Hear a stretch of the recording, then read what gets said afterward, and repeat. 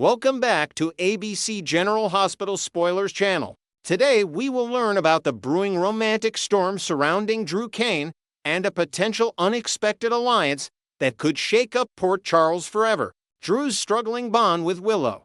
Drew Kane's determination to build a stable life with Willow is hanging by a thread as the escalating custody battle over their shared children poisons every interaction they have. What started as a passionate reconnection after years of separation has devolved into a battlefield of accusations and manipulations, with Willow increasingly viewing Drew as a mere ally in her fight against Michael's influence rather than a true partner. Imagine the tension in their latest scenes, Drew pleading in the dimly lit Quartermain mansion, "Willow, we can overcome this together," only for her to respond with a cold stare, her mind clearly elsewhere, calculating how his support bolsters her legal stance without committing her heart. This dynamic isn't just strained, it's irreparably fractured, as Willow's loyalty shifts toward protecting her family unit at all costs, leaving Drew to question if their love was ever more than a convenient shield. Adding to the heartbreak, Drew's impulsive decisions during the custody hearings, like publicly challenging Michael's parenting, have only deepened the rift, turning what could have been a reconciliatory arc into a tale of mutual resentment. As the weeks unfold, viewers can sense Willow's growing detachment, her subtle gestures like avoiding his touch or shortening conversations signaling the end of their chapter, forcing Drew to confront a lonely future amid the ruins of his choices. Drew's growing isolation in Port Charles. Drew's recent actions have painted him as the town's most reviled figure, alienating friends, family, and potential allies in a web of self-inflicted drama that leaves few doors open for redemption. From his aggressive confrontations at the Metro Court to his underhanded tactics in boardroom battles at ELQ, Drew's aggressive pursuit of power has turned even neutral acquaintances against him, whispering about his unforgivable betrayal behind closed doors. Picture the scornful glances from Carly as she navigates her own complicated loyalties, or the outright dismissal from Ned, who once saw potential in Drew, but now views him as a destructive force. This isolation extends to romantic prospects. Women like Nina, or even Sasha, might hesitate, scarred by Drew's history of emotional volatility and his tendency to prioritize ambition over vulnerability. Yet, in the soap's tradition of second chances, this rock bottom could spark transformation, perhaps Drew seeking solace in unexpected corners of Port Charles, reevaluating his life choices through heartfelt confessions to a therapist or a quiet moment at the docks. However, with his reputation in tatters, any new connection will require careful navigation as the town's gossip mill churns out rumors that could sabotage budding interests before they bloom. Drew's path forward demands humility, but his pride might prolong the solitude, setting the stage for a desperate leap into unfamiliar arms. Britt Westburn's shadowy entanglements. Enter Britt Westburn, the enigmatic doctor whose life is a powder keg of hidden agendas and perilous alliances, drawing her deeper into a vortex that threatens her very existence. Britt's involvement in a clandestine medical trial rumored to involve experimental treatments tied to her Huntington's disease has her compromising her ethics, smuggling sensitive data under the cover of night at General Hospital's labs. She's not just risking her career. Lives hang in the balance, as her covert dealings with shady figures could unleash unintended consequences on innocent patients, echoing the Faison legacy of deception that haunts her family tree. Jason Morgan, ever the steadfast enforcer, has been her anchor, gently coaxing her towards self-belief during late-night stakeouts, whispering, "You're more than your father's shadow. Britt, you choose who you are." But Britt's doubts fester, fueled by suppressed truths about her brother Nathan's unresolved mysteries and the lingering specter of Caesar Faison's manipulations, which she guards like a closely held curse. This internal turmoil manifests in her guarded demeanor, pushing away vulnerability even as Jason's loyalty pulls her closer, creating a push-pull dynamic ripe for explosive revelations. Inventing a new layer, perhaps Britt uncovers a hidden file linking her project to a Port Charles conspiracy involving old Casa Dini tech, forcing her to weigh loyalty against survival in ways that redefine her identity. the fragile spark between Jason and Britt. Jason and Britt's budding romance simmers with intensity, yet it's built on fragile foundations that could crumble under the weight of unspoken secrets. Their connection, forged in high-stakes chases through the waterfront warehouses, blends Jason's quiet strength with Britt's sharp wit, promising a partnership that contrasts the usual Port Charles pairings. Envision stolen moments in Jason's sparse penthouse, where Britt traces the scars on his hands, murmuring, "You fought so many battles, let me fight this one with you," only for Jason to sense the barriers she erects. However, as Britt's deceptions unravel, perhaps a leaked email exposing her role in the risky project, their trust erodes, leading to heated arguments that echo through the halls of GH. Jason's attempts to redeem her, drawing from his own code of honor, might backfire if Britt perceives it as pity, prompting her to lash out and sever ties in a fit of self-sabotage. This trajectory hints at a classic soap pivot.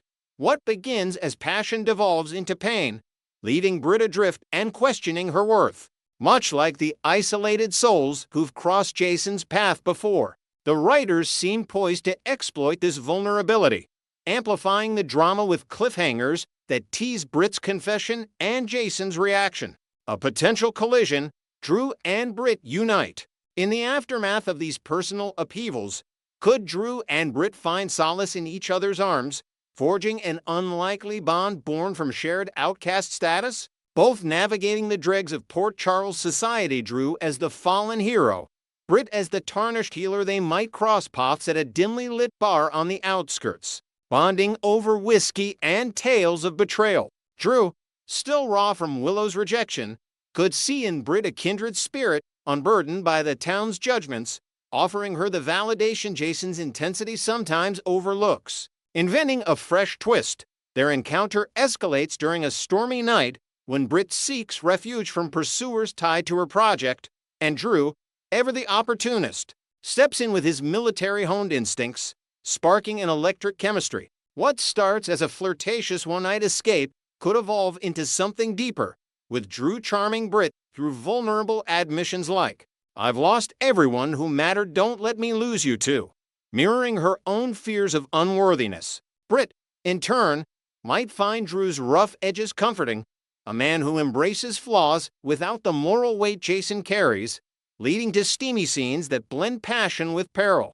This pairing wouldn't lack conflict. Their combined baggage could ignite jealousies and schemes, but it promises the messy, addictive drama fans crave. Jason's fierce response and broader implications. Jason's discovery of Drew's interest in Britt would unleash his legendary protectiveness, transforming a personal slight into a full-blown rivalry that reverberates through Port Charles. Recalling how Drew pried Willow from Michael's grasp, Jason might view this as a calculated poach, fueling confrontations in the shadowy alleys where old grudges resurface. "Stay away from her. Can't she's not your rebound," Jason could growl during a tense standoff at the docks, his fists clenched as thunder rolls overhead. This triangle not only reignites Jason Britt's sparks, but also draws in the Corinthos clan, with Sonny advising caution while Michael plots subtle interference. For Britt, caught between two worlds, the choice amplifies her internal crisis, perhaps culminating in a bold decision to explore with Drew while leaving Jason haunted by what-ifs. Adding invented depth, this saga could tie into larger arcs, like the medical project's fallout exposing corporate espionage at ELQ, intertwining romance with thriller elements. Ultimately, the disruption underscores General Hospital's theme of redemption through chaos, where broken hearts pave the way for unforeseen alliances. Next, we will learn about the electrifying return of Britt Westburn and how her bold defiance is shaking up the shadows of Port Charles. Ever since Britt Westburn stepped back into the bustling streets of Port Charles, her sharp tongue and unyielding spirit have been lighting up every scene she's in, captivating fans who crave that signature edge she brings to the drama. Picture this, Britt, with her piercing gaze and no-nonsense demeanor, facing off against the enigmatic Jen Sidwell in a tense confrontation at a dimly lit warehouse on the docks, where the salty sea air mixes with the tension of unspoken threats. She's not just whispering retorts, She's declaring boundaries with the fire of someone who's danced with danger before, reminding us why she was always the queen of cutting comebacks. This resurgence of her classic attitude isn't just entertaining, it's fueling wild speculations among viewers that this Britt is the authentic article, untouched by the deceptions that have plagued her family. Unlike her brother Nathan West, whose absence still echoes with unresolved mysteries from his tragic past, Britt's presence feels grounded, almost surreal in a town full of facades. Fans are buzzing on social media about how her pushback against Sidwell's demands, refusing to hand over crucial data on a hidden server without a fight, hints at deeper layers to her story, perhaps tying back to her own battles with trust and survival that we've seen unfold over the years. As the plot thickens, that fiery exchange with Sidwell sets the stage for an even bigger clash, where Britt's reluctance to blindly follow orders sparks a chain reaction of rebellion. Imagine the scene: Sidwell, with his cold, calculating smile and tailored suit that screams authority, leaning into close as he issues ultimatums about accelerating a covert project involving experimental tech smuggled from Europe. Britt doesn't flinch. Instead, she counters with a sly reminder of their initial pact, her voice laced with sarcasm that cuts through the room like a knife. This isn't mere sass, it's a calculated move that makes us wonder if Sidwell truly holds all the cards. Is he the puppet master, or just another layer in a web of intrigue? Her ability to challenge him, even momentarily, plants seeds of doubt about his unchallenged power, especially when whispers of higher-ups circulate among the shady figures lurking in Port Charles' underbelly. Adding to the intrigue, Britt's history with betrayals, from her complicated ties to Liesl Obrick to her own brushes with mortality, makes this standoff feel personal, as if she's drawing from a well of resilience built over countless close calls. A profound shock is about to ripple through the younger crowd in Port Charles as a daring escapade turns into a nightmare that could redefine alliances. Giovanni Joe Palmieri, the tech-savvy teen with a knack for hacking firewalls, Emma Scorpio Drake, ever the adventurous daughter of legends Robin and Patrick, and Rocco Falconeri, whose street smarts come from his family's ties to the mob.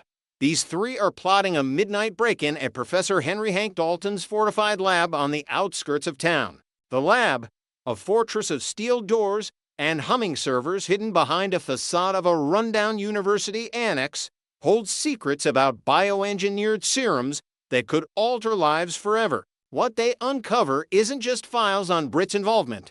It's visual evidence, holographic projections of her overseeing late-night experiments, her face illuminated by glowing vials that pulse with an eerie blue light. The discovery hits them like a tidal wave.